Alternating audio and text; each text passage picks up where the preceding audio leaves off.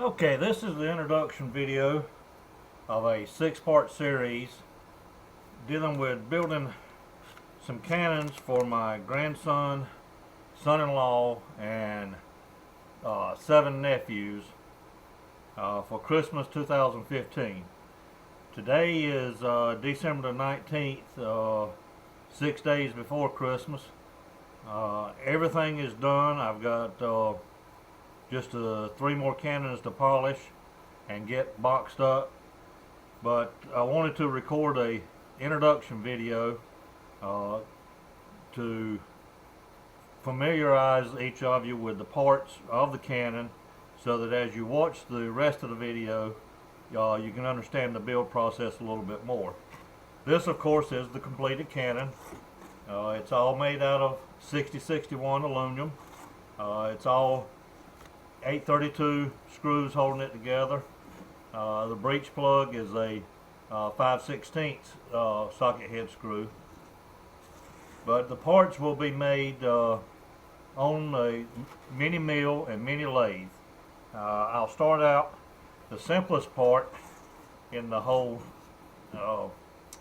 build is what's called a skid plate. This is this part right down here. It's, of course, skids on the ground. Has simply 4 832 holes drilled in it. The axle, that's this part up in here, is made, 2 of these were made at the time. They were stacked. You'll see in the videos where they were stacked 2 at the time and then bored out on the lathe with it mounted in the four-jaw chuck, and then 2 holes drilled to mount it to the trails, and a hole in each end, threaded 832 for the wheels to mount on. The trails are the part that trail behind the cannon.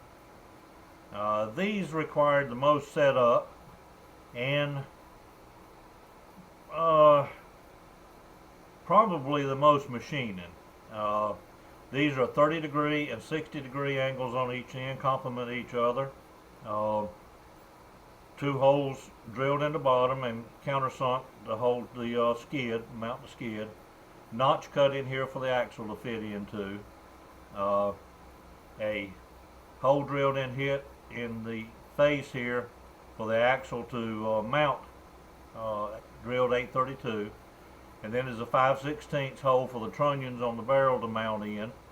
This was actually reamed out plus 1/1000 to give a little bit of adjustability in the attitude of the cannon. The wheels,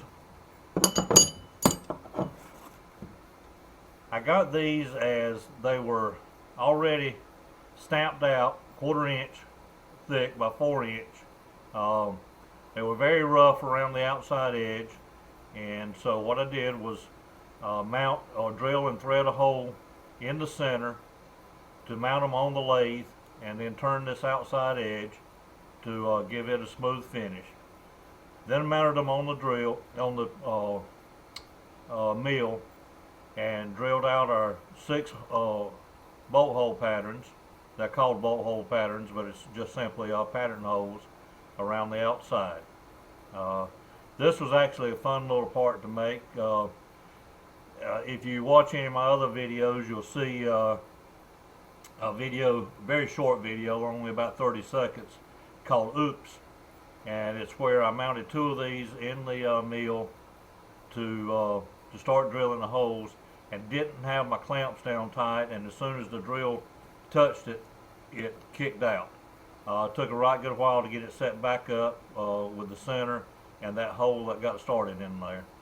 If you look real closely in the video where I'm drilling out the wheels, you'll see one hole that's already started before I start drilling on the video, and that's from the Oops situation. These were fun to make though.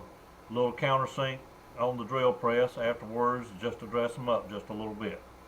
Now these parts right here and the cannon you're looking at have not been polished yet. I will polish them a little later this morning, and just it pretty much gives it all the shine, about like the outside is. And finally, well, the cannon barrel itself. This is one that's been fired several times. You can see the powder residue around there, but I tried to test fire them all. In the end, in the muzzle end, I milled a little funnel in there just to make it a little easier to pour the powder in. Then this is at about a 1 3/4 degree angle from this large diameter down here down to the small diameter. You'll see how I set up the compound and the cross slide on the lathe.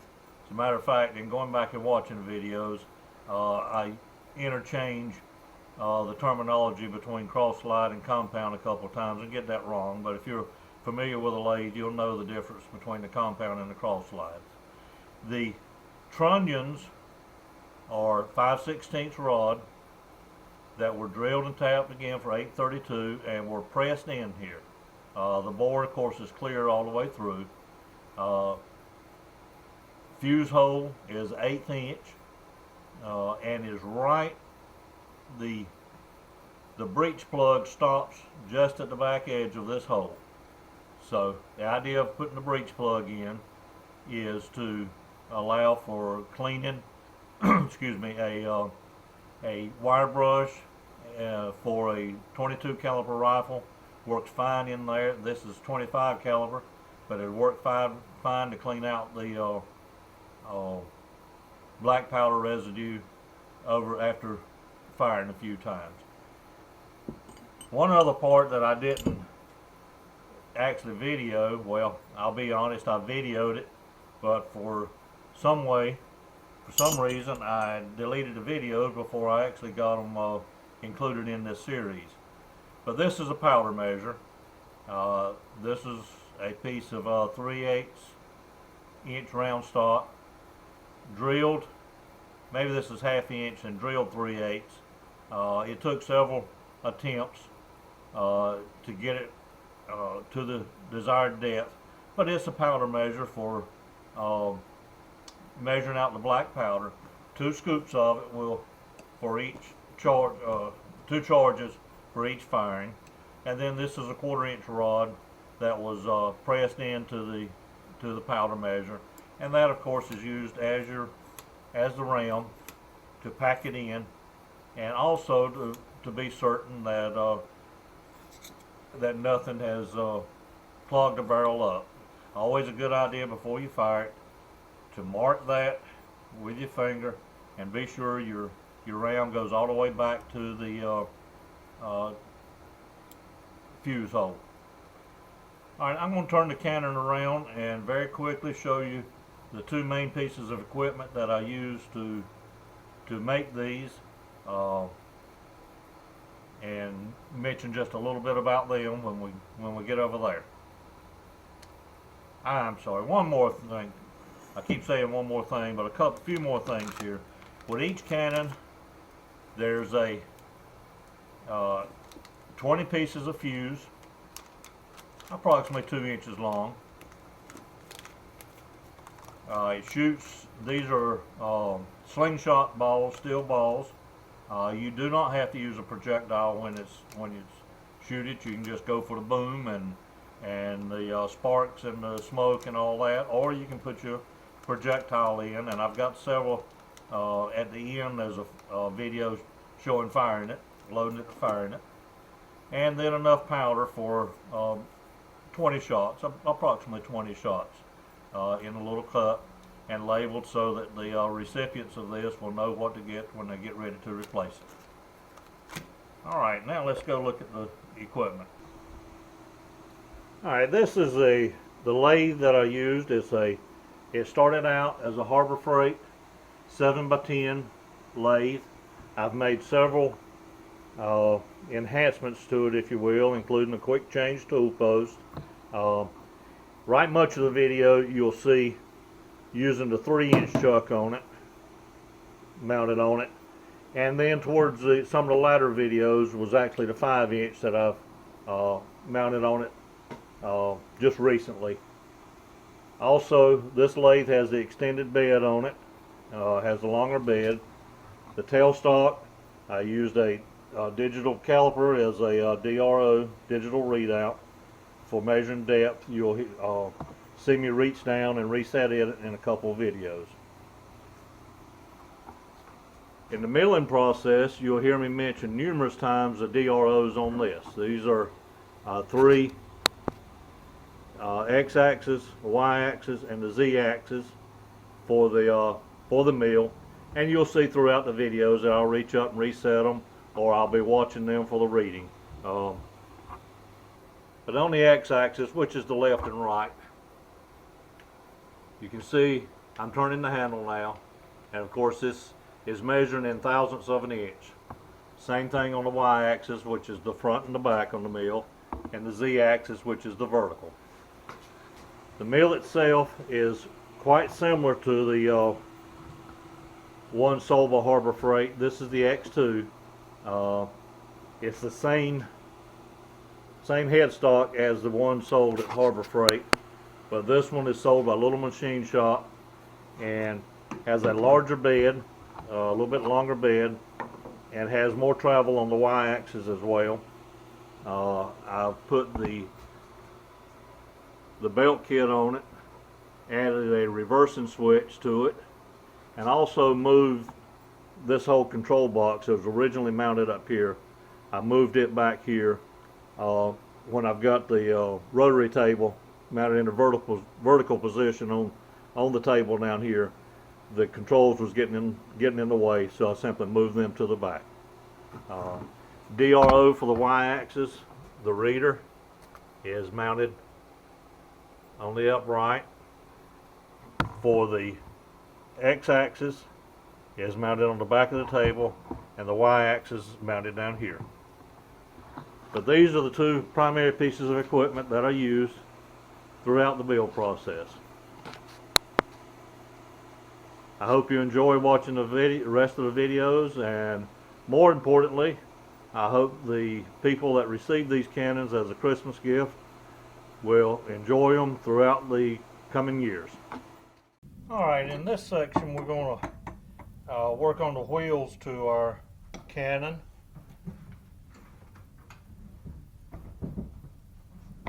What we'll be using are these 1/4 inch stamps. I will drill and tap the center just so I can hold them in the lathe, so I can turn the outside and get them round, get them cleaned up. Then we'll mount them on the mill and drill out our hole patterns. The center hole will also be drilled after we finish in the lathe with it.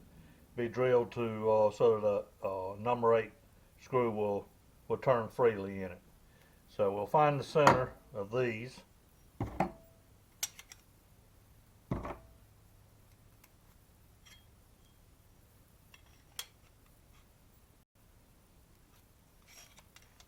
Yes.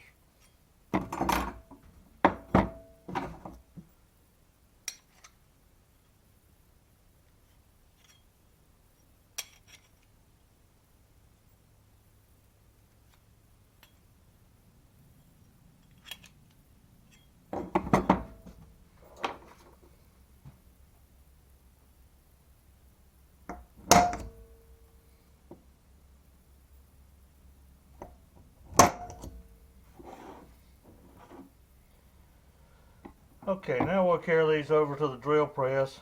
I'm just going to drill these out for an 832, tap them, and then mount them on the lathe for turning. Alright, we'll drill the centers.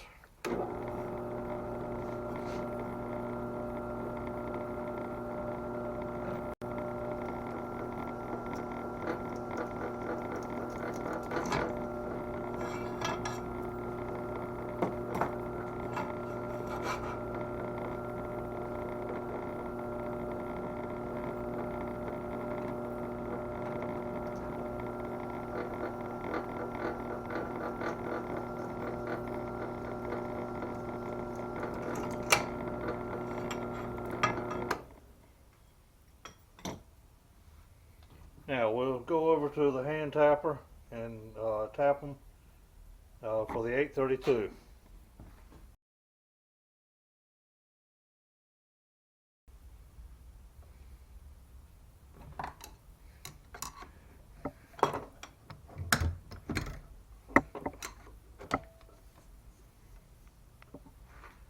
Oops, got the camera in the way.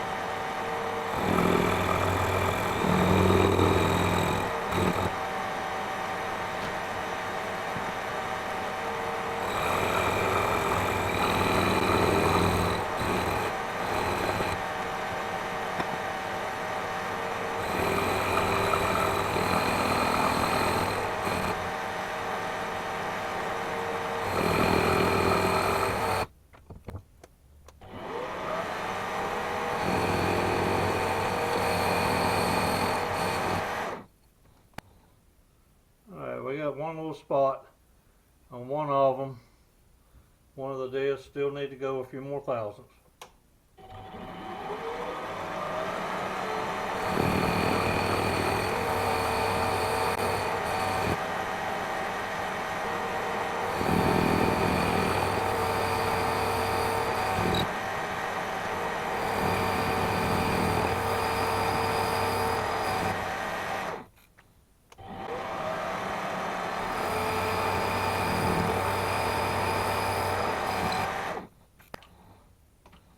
Alright, just make a couple spring passes and I think our disc will be round.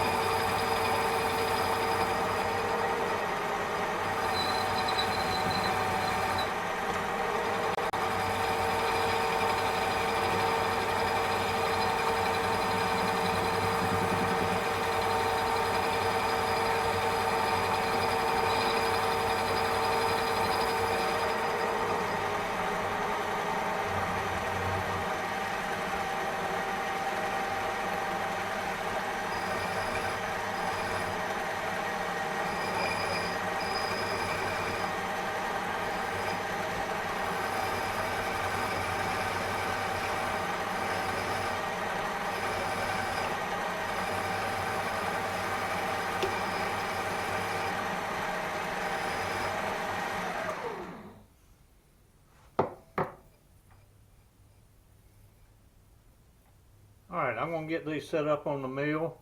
We've got to take the vise off the mill. I'll get these set up to drill our hole pattern. Alright, we have our disc mounted in the lathe now. I'm sorry, in the mill. Mill table clamped down good and tight. We need to find the center. I've gone ahead and drilled out the holes on the drill press. with a number 19.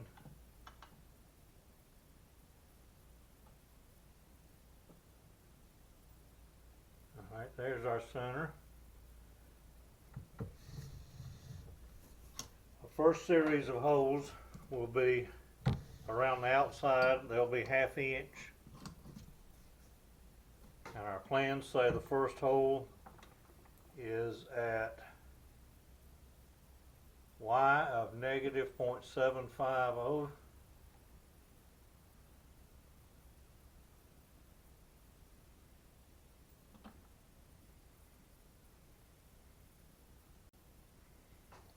And our x 1.299.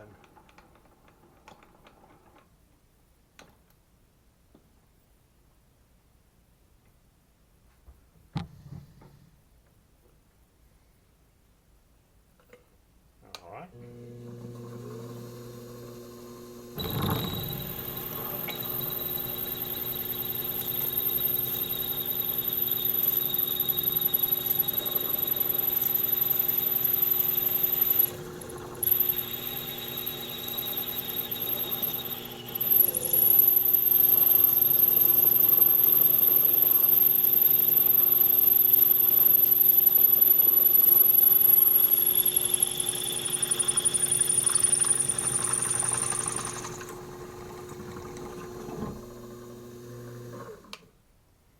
Alright, the next hole is at x of 0.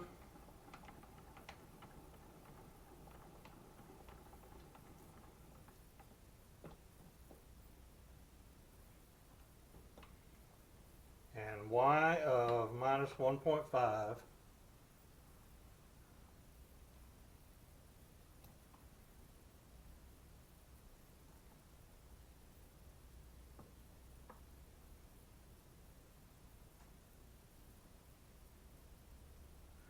And we'll just continue around the exterior.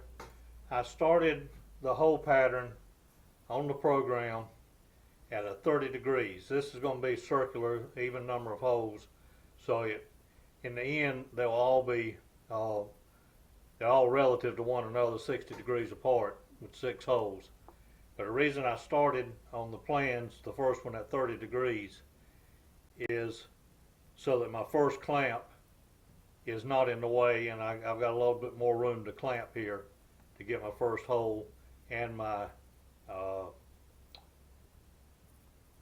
first, second, third, and fourth holes, hopefully without getting in the way of the clamps. So we're just going to proceed all the way around the outside, drilling the 1/2 inch holes.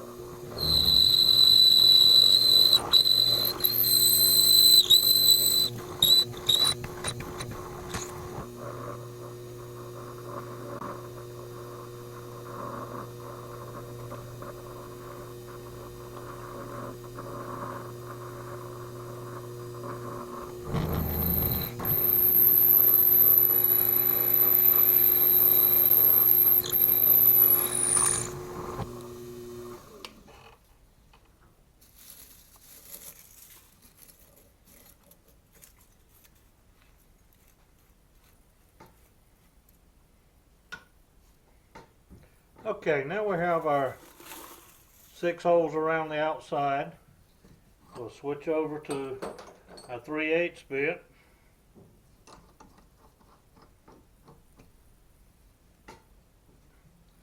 and do the same thing for the inner set of holes. First one, X is at 0.65.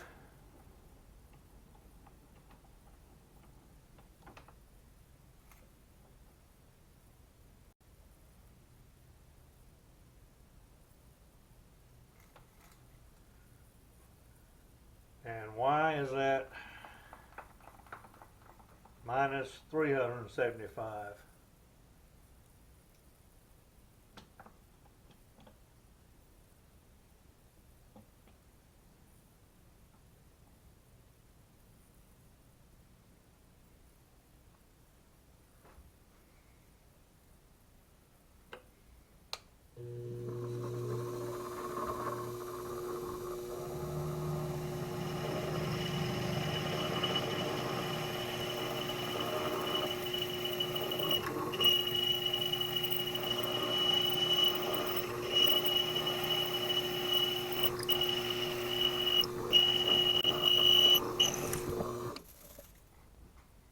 And we'll proceed around for all 6 of these holes.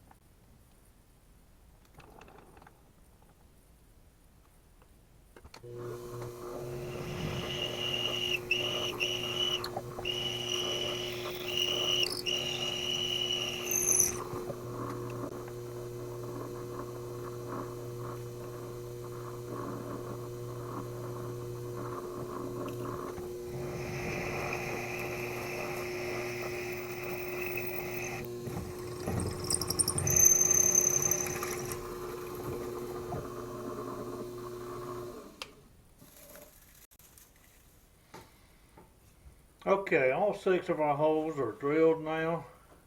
I'm sorry, all 12 of our holes, our 2 6-hole patterns. I'm going to carry these over to the drill press and deburr them, and then I'll meet you back over at the workbench. Alright, our 2 wheels are finished, other than of course the final polishing before we do the assembly. But our 2 series of hole patterns are drilled. Our center is drilled for the axle, deburred. Like I say, all that's left to do now is give them a little polish before we do the final assembly.